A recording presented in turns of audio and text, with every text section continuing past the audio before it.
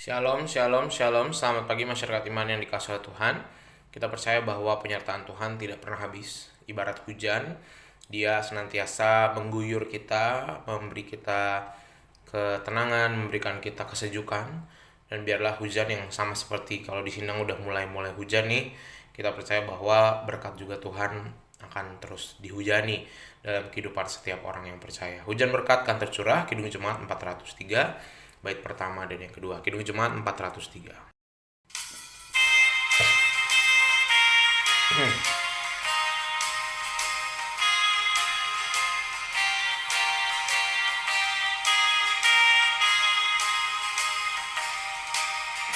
Hujan berkat kan tercurah, itulah janji kudus. Hidup segar dari sorga kan diberi penebus. Hujan berkat-Mu, itu yang kami perlu. Sudah menetes berkat-Mu, biar tercurah penuh.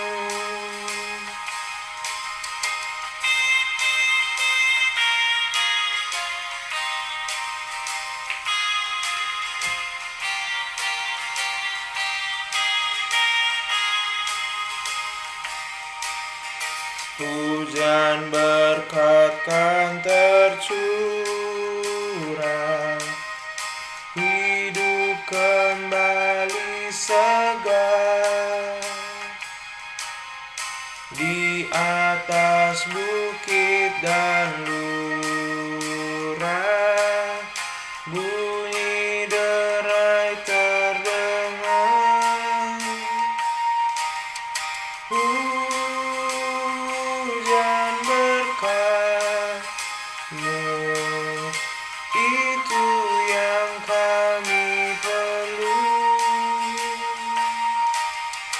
Sudah menetes berkat-Mu, biar tercurah penuh. Mari kita berdoa. Tuhan, terima kasih kalau hujan berkat Tuhan selalu tercurah bagi kami. Sebentar kami mau bersama-sama memahami firman-Mu, mampukan agar kami boleh menjadi orang-orang yang sanggup untuk mentaati setiap perintah Tuhan. Dalam nama-Mu kami berdoa. Amin. Bersama-sama kita buka 2 Tawari 21, 2 Tawari 21 ayat 2 sampai yang ke-7. 2 Tawari 21 ayat 2 sampai yang ke-7. 2 Tawari 21 ayat 2 sampai ke-7, dengarkanlah sabda Tuhan. Saudara-saudaranya anak-anak Yosafat ialah Azaria, Yehiel, Zakaria, Azariyahu, Mikael, dan Sefaka. Mereka semua anak-anak Yosafat, Raja Israel. Ayahnya memberikan kepada mereka banyak pemberian, berupa emas dan perak dan barang-barang berharga, tetapi juga kota-kota berkubu di Yehuda.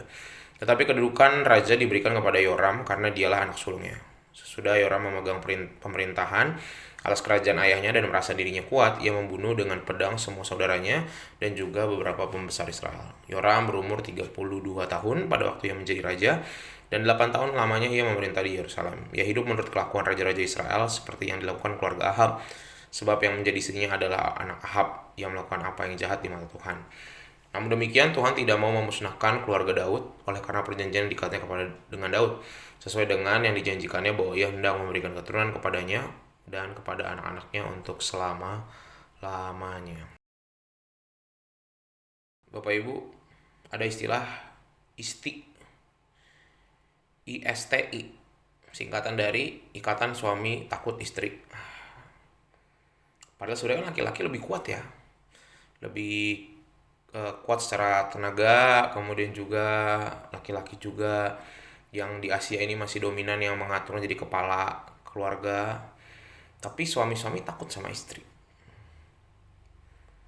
Dan tindakan suami takut istri itu mungkin karena nggak mau repot, karena nggak mau debat panjang lebar capek, sehingga udah nurutin aja. Dan ini sebenarnya bukan permasalahan gender ya, soal laki-laki perempuan, tetapi ini masalah kultural, masalah budaya yang akhirnya kadang-kadang karena tadi ya soal laki-laki dan perempuan ini, karena kita juga nggak mau pikir panjang, akhirnya kita seringkali melakukan segala sesuatu itu tanpa pikir apa efeknya. Nah, Bapak Saudara, Yoram ini, Raja Yoram dalam bacaan itu juga dia takut sama istrinya. Bisa dipastikan bahwa tindakan-tindakannya juga dipengaruhi istrinya, sama seperti juga Ahab dan juga raja-raja lainnya. Atalia dan juga iparnya semuanya takut kepada istrinya. Nggak masalah kalau selama istrinya bersikap baik ya, tapi kalau istrinya dan dia juga bertindak jadi nggak seturut kehendak Tuhan, masalahnya efek dari apa yang terjadi dalam rumah tangga raja-raja Israel akan berdampak besar kepada kerajaan.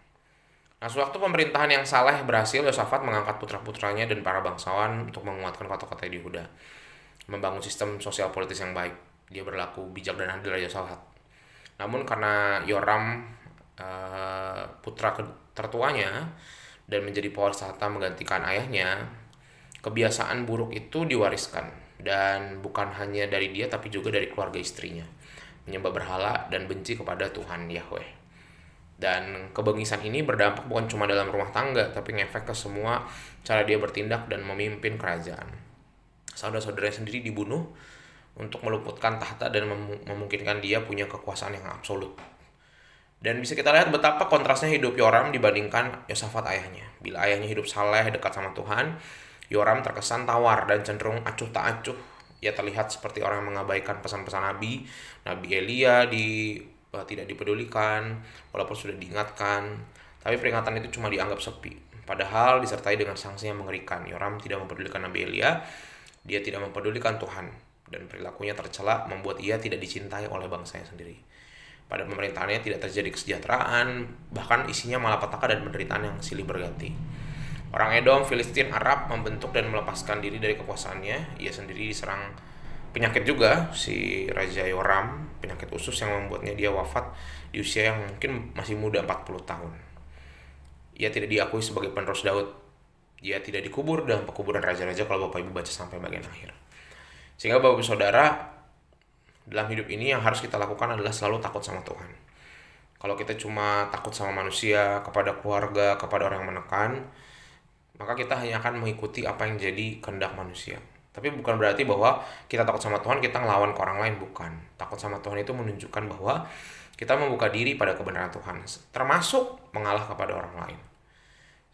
Tapi mengalah kepada orang yang pastinya benar di hadapan Tuhan. Kalau mengalah pada orang yang jahat, jadinya kayak Yoram sama keluarga istrinya. Tetapi lakukanlah kebaikan sesuai kehendak Tuhan. Harus dekat sama firman. Kalau kita nggak dekat sama firman, standar kebaikan kita tuh nggak jelas, kompasnya nggak jelas. Aturannya cuma aturan main sendiri, kemauan-kemauan pribadi, tapi nggak seturut dengan kehendak Tuhan. Nah, itu jadi susah. Nah, semoga kita menjadi orang-orang yang sama-sama memahami karya Allah dan belajar untuk dengar-dengaran firman. Belajar untuk memahami apa mau Tuhan, bukan apa mau kita. Supaya kita nggak jadi kayak Yoram. Karena Yoram semaunya, dia nggak dekat dengan firman. Nah, pertanyaannya, sudahkah kita dekat sama firman? Semoga kita bisa semakin dekat sama Tuhan dan kehendak Tuhan yang jadi. Amin. Mari kita berdoa. Tuhan, terima kasih untuk kebaikan Tuhan dalam hidup kami. Hari ini kami belajar bahwa hidup ini gak bisa sesuai dengan apa yang kami mau. Supaya kami gak seperti Yoram. Mampukan kami untuk dekat dengan firman-Mu. Patokan kebenaran kami adalah firman Tuhan yang kami renungkan dan kami baca. Bukan hanya yang kami tahu, tapi yang betul-betul tiap hari kami pahami, kami jalani, dan juga kami dekat dengan firman Tuhan dalam saat teduh kami. Kami serahkan kehidupan kami dan perjuangan kami hari ini, mampukan kami dalam pekerjaan, rumah tangga, dan pelayanan kami. Dalam nama kami berdoa. Amin. Selamat pagi, Tuhan Yesus memberkati, tetap bersemangat.